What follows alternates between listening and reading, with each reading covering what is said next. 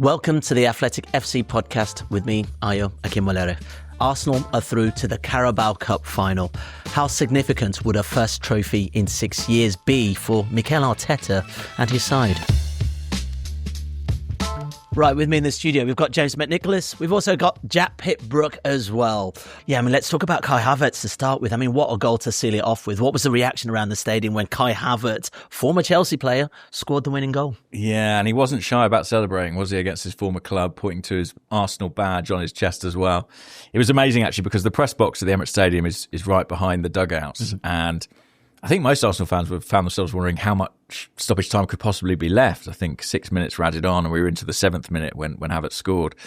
But actually, before the ball was even in the net, some of the substitutes were basically on the pitch. Riccardo Calafiori went a bit early, I think. As soon as he saw Havertz go around Sanchez, he thought, this is it, I'm gone. He was up and over the pitch. Noni Madueke got there faster than some of the outfield players in his coat from the bench, which was pretty impressive. And they were amazing scenes. I think it was the elation, the relief, knowing that with this goal, it was done, they're in the final. But I also think this was about Kai Havertz as well, who's had a really difficult 12 months, 2 major injuries, one to his hamstring, one to his knee, 2 surgeries. He's come back from those, and this was sort of a crowning moment of that comeback, really, and it's the sort of thing that must have kept his motivation going through all those months and months of rehab. He's really, really loved at Arsenal by the coaching staff, by the players, and you saw that in that moment. And it's interesting, the Carabao Cup probably, nobody could argue it's top of Arsenal's priorities. Right. But equally, seeing that reaction at full-time yesterday, you couldn't say it doesn't mean anything either. Those players were absolutely overjoyed to reach that final. Yeah, let's talk about Chelsea, Jack. This is Rosenior's 8th game now, 6 wins, 2 losses. That's not a bad return. How do you view how he set up his team against Arsenal? Of course, Chelsea were the ones chasing the match. Yeah, it's provoked some interesting debate, hasn't it? Because it's kind of unusual to see a team with who lost the first leg trying to play the second leg like that, not really going for it and chasing it. And I think Rosenior has spoken quite well about why exactly he did it. And I think ultimately this is one of those things in football where the outcome is always going to inform the debate. Like if they had bundled in a goal at the end, or or like Palmer had done a moment of magic, then all of a sudden people would have decided that the strategy was good. But because obviously that didn't happen, people decide the strategy is bad. I don't know, but I can also see it from the other side of the argument, right? I know that there's definitely Chelsea fans out there who are frustrated that their team needed to win the game and they didn't really try and attack for the first sort of 60, 70 minutes either. So yeah, it did make for kind of probably like a strangely low-tempo game, I think, or at least a strangely low-tempo first 2/3 of the game. It was interesting. I think it is difficult to know quite how to approach these second legs sometimes. And this was a game where Arsenal didn't need to score, but equally Chelsea knew they couldn't afford to concede, and it led to quite a sort of staid encounter. What I would say is when Cole Palmer was lining up a free kick right on the edge of the Arsenal box with about 8 minutes to go, I reckon there were a few nerves in the Emirates Stadium because obviously, if he puts that one in the top corner, then it's game on. It's game on, and it's a master plan from Rosenior. So I thought it was interesting his starting lineup as well. He spoke about after the game the need to sort of manage Cole Palmer's minutes. But I know from speaking to the Arsenal fans, that when they saw that starting 11, there was no Reece James there, no Cole Palmer from Chelsea. I think that would have boosted Arsenal's confidence as well. I can't help but feel that Chelsea maybe didn't necessarily throw everything that they could have done at it. Yeah, I do wonder though, Jack, especially from a Chelsea perspective. Coming in at this point of the season is never easy for any manager, but also you think about the amount of time he probably has with his team. Is very little in between matches right now, but they've had quite an emotional couple of weeks coming back from against Napoli, the game against West Ham, hugely emotional matches, but also you can't fault him for trying new things. That corner routine for me was really fascinating to see. For the first time, a coach is actually trying to disrupt what Arsenal do from set pieces. Yeah, I really admired that. I thought it was a very kind of original and inventive way to try and put some of the pressure back on Arsenal. As it happens, it nearly cost them, didn't it? Because I think I'm right in saying the first time they did it, Arsenal got a free header, which they couldn't quite get away. So yeah, no plan is foolproof. But I did, of course, I admired the imagination of it, and I do admire an awful lot about Rosenior and the fact that they do seem to come up with, tailor-made plans for every game. And you're right, the reality of taking over a big club or taking over a club, particularly a club in Europe mid-season, is a nightmare from a coaching perspective, right? Because not only do you not get a pre-season, you don't necessarily get a transfer window, but you're also playing twice a week every week until the end of the season. And that means that the only time you get on the training ground is just going to be recovery and match preparation. And there'll be no time to do kind of proper coaching, no time to get your ideas across. So I think that any changes and tweaks that Rosenior can make during the course of this season, they're probably to be applauded, really, because the circumstances of him doing the job are obviously very difficult for that kind of coaching. I thought there was a marked improvement in the Chelsea we saw in the second leg than the Chelsea we saw in the first leg. Actually, although that game ended 3-2, I think Arsenal should have been out of sight. They had a number of opportunities there and they kind of let Chelsea back into it. I thought this was a more organised, disciplined, sort of tactically astute Chelsea, and I think Rosenior deserves credit for achieving that, as Jack says, in a short space of time, and at a space of time in which he's not got a lot of time on the training field with the players. Yeah, were you a bit worried of that corner routine? Did you think, goodness me, someone's rumbled us? Yeah, you know what? We have seen it in the Champions League a couple of times with Arsenal, but no one's really tried it in the Premier League. Interestingly, there was a segment on BBC's Match of the Day at the weekend where Shay Given outlined a very, very similar strategy. And I found myself wondering if Rosenior had been sat on his sofa watching it. But there is a logic to it, of course. If you keep three players up the pitch, it reduces the amount of players Arsenal are going to put in the box. The downside there, of course, is there's a bit more space for them to manoeuvre, to run. Someone like Gabriel might get more of a free run at the ball in those situations. So I think it's always difficult to defend Arsenal on set pieces, however you set up. Okay, now in your match piece, you said Arsenal are here to win, not to entertain. And this is something we've actually spoken about on this podcast for a while now. There are times where Arsenal fans are harking back to the days of Wenger, free-flowing, front foot football, all that kind of stuff. But inevitably, I guess if the result is a win, do you have too much grumbles? I don't think you'll find many Arsenal fans grumbling today, that's for sure. And I can understand the complaints of the neutral in that this was not a particularly good game. There was not a lot of incident, certainly not a lot of attacking incident in the course of the 90 minutes. But Arsenal are at a point in their project where it is about silverware, it is about delivering that final step. And I think Mikel Arteta is exploiting every possible advantage to get Arsenal over the line. And if it works, then, as I say, I don't think you'll find a single Arsenal fan complaining. It was interesting, Mikel Arteta was asked about this on the eve of the Chelsea game, the kind of debate that surrounds his team and the aesthetics and the style of play. And he may have been kind of feigning ignorance, but he claimed to not really be au fait with the particulars of that debate. But one thing he said I thought was interesting is he was like, when I speak to people in Europe, the perception of Arsenal is very, very different. I wonder how much that obviously might have to do with their Champions League form. And I think, like a lot of Premier League teams, they're finding it a little bit easier to get their attacking game going in the Champions League, where teams are a bit more ambitious and open.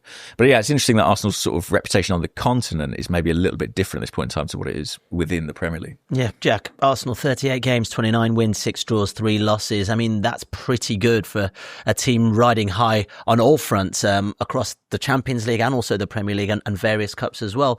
Now, does make me wonder, do we need a team to play the best football if winning fundamentally is the object of it? I think about, Liverpool versus Tottenham Champions League finals, probably one of the most boring Champions League finals, I would say. But you try telling that to Liverpool fans who lifted the Champions League after so long. Yeah, I mean, it's one of the oldest and most important debates in football, isn't it? It kind of depends. It depends what a team is trying to do and what a manager is trying to do and also what a fan base wants. Like, I feel like right now for Arsenal, and James will be able to speak to this better than me. Right now for Arsenal, it's about winning the league. It's about winning the league for the first time in since 2004. So that's, do the sums in my head quickly, 22 years. And that's really what they have to do because they've come so close in the last 3 years in a row coming second. And this time they have to finish the season with the trophy. It really, I feel like their season is really just boils down to that. It is as simple as that. And, debates about style, I think they have an important place in the game, particularly when it comes to managers' legacies and how teams are remembered, but I feel like that's not really the question right now. I actually think the style debate is probably slightly more nuanced than it's become this season. I still think Arsenal are capable of playing a really good brand of football. I just think that the interesting thing about Arsenal is they're so sort of flexible, right? They can play in any way, they can beat teams in any way. Like they haven't completely gone down the kind of Megson ball route in the way that some people think they have. So I do think that particular debate is more nuanced, but I also think that debate is not the debate for this season, really. The question for this season is, can they win the title or not? I think Jack's spot on. I think for Arsenal this year, it's binary, really. They win or they don't. And I think that's all that matters. I also think when we talk about style, there are sort of two other considerations. One is obviously the way in which your opponent sort of permits you to play. And I think Arsenal, something they showed really effectively at Ellen Road, for example, at the weekend, is they kind of used the sledgehammer to open the game up, a couple of goals of set pieces, but then from the bench come the likes of Martin Odegaard, Eberechi Eze, Ricardo Calafiori, Gabriel Jesus, and they almost become a different team. And I think that's because the game's more open at that stage and it's a little bit more permissible. So they do have a bit of a sort of multifunctional approach to it. The other thing that I think is interesting is to sort of looking at the league more generally this year and sort of the type of football that's being played across the league. I think it is maybe more attritional than previous seasons, maybe more physical. Certainly we're seeing a greater emphasis on set pieces than ever before.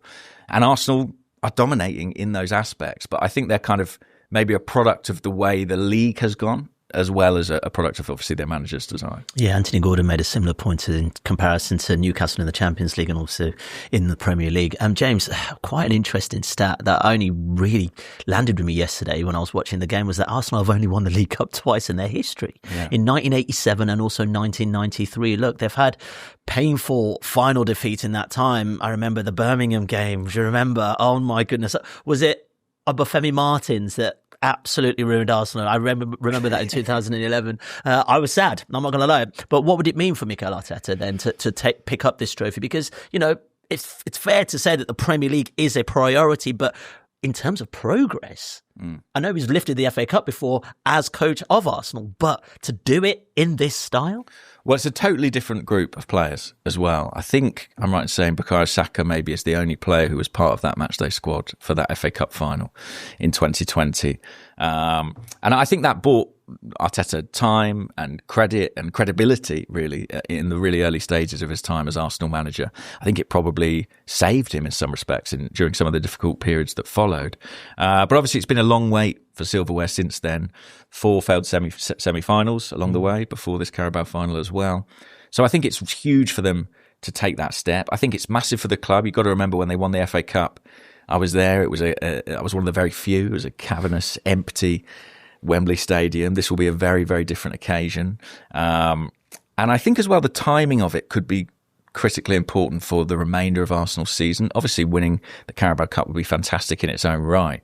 But I just think if, as looks likely, it's a final against Manchester City in mid-March, it's impossible to avoid the idea that it might have ramifications for the remainder of the campaign.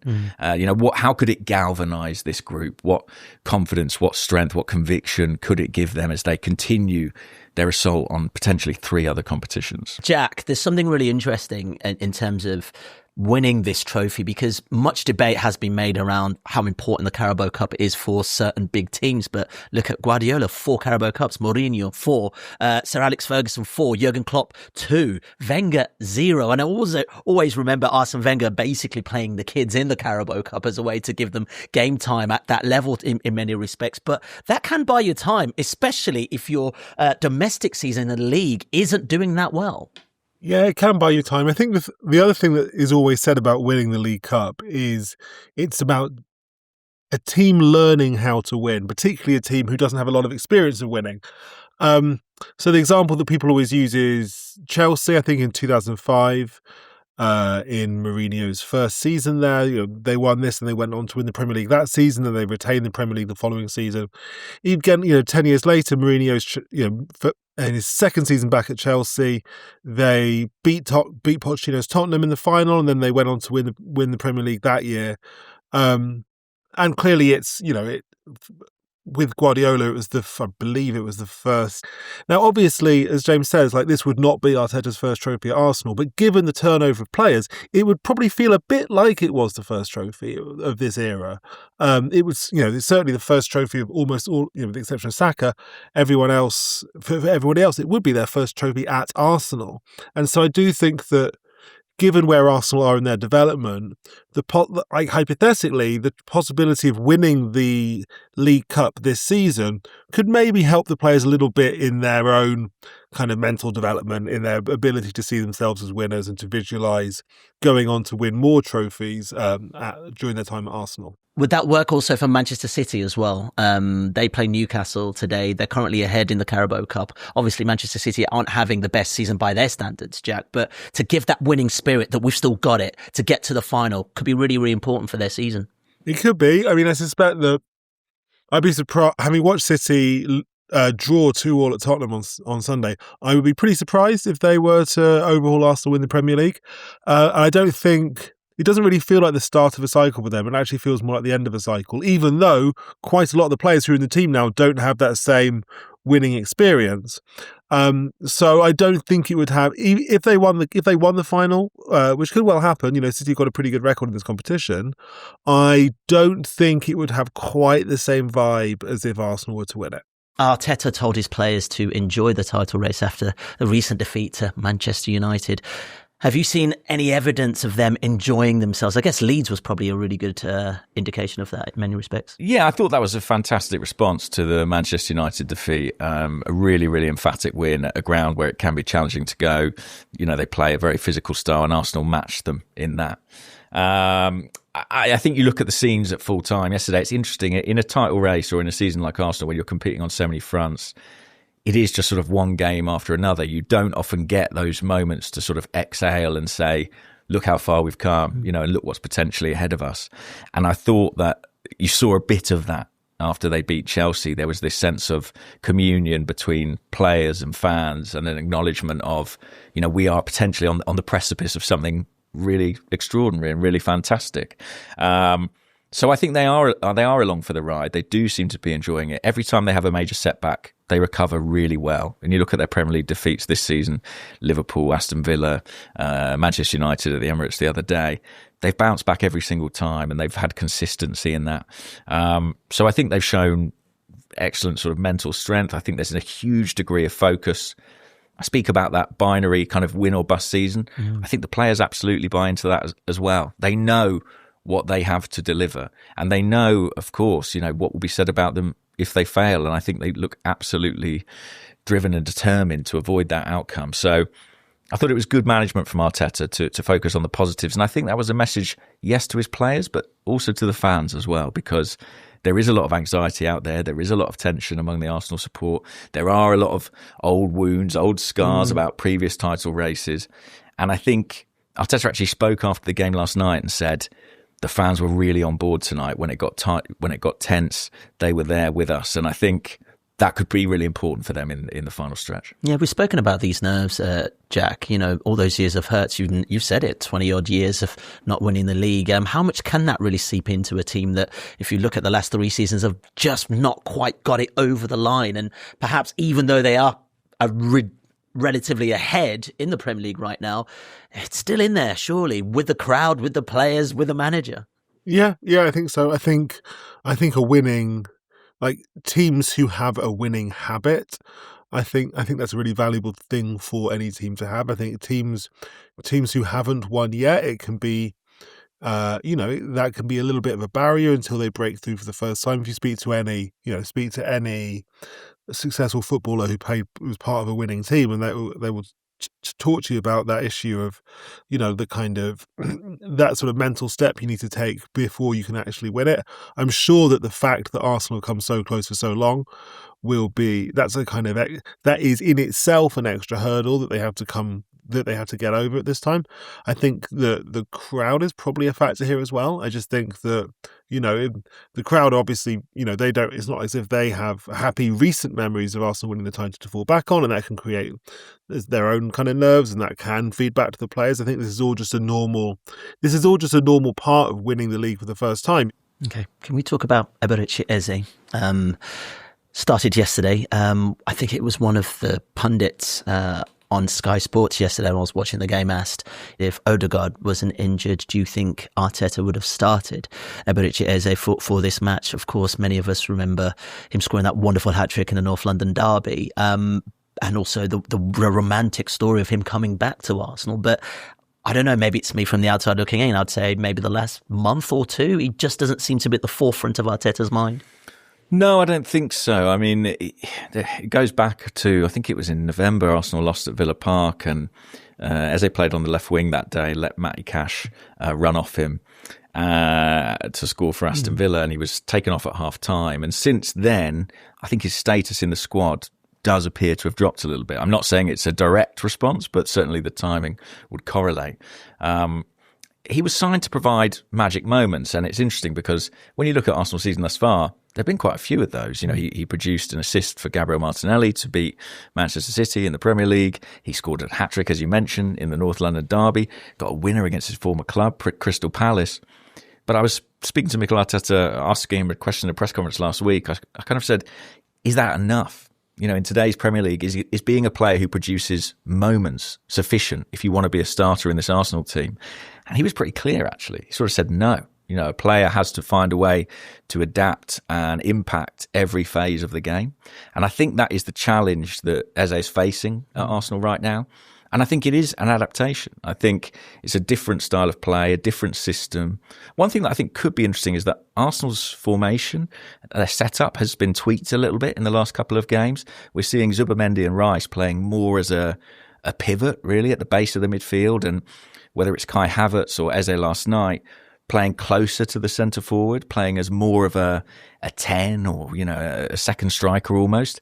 That could be something that really benefits Eze, because I do think one of the issues that he's encountered at Arsenal is that so far there's not quite been the perfect position for him. You know, he's not quite a pure left winger. He's not quite a pure number 8. And I'm hopeful that this kind of hybrid 10 role could be something that suits him more. The thing it kind of reminds me of a little bit watching him this season is it's a little bit like Jack Grealish at Manchester City. I was going to ask if it's a Grealification of Eze. Yeah, it's a Grealification is a great word in the sense that you've got a guy who is a phenomenal player at, you know, let's be honest, a kind of mid-level team, like a mid-table team. A phenomenal player he is their best player, and he has quite a lot of leeway and freedom to do what he wants on the pitch, and he repays that freedom with goals and assists and taking responsibility, and a lot of the play goes through him. And then you take the player out of that environment and you put him in a completely different environment where he is not a star in relative terms. I mean, I know City paid 100 million. I think it was 100 million for Grealish, and Arsenal paid James 65, close to 70 million, really. Once close to add-ons were 70 included. for Eze. So, you know, none of those players were cheap, but they're not like head and shoulders in status above their teammates.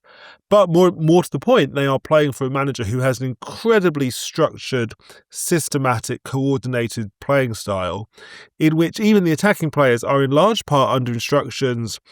You know, what to do with the ball in this position, what to do here, who to, you know, pass to him under these circumstances at this point, pass to him at this point, and so on.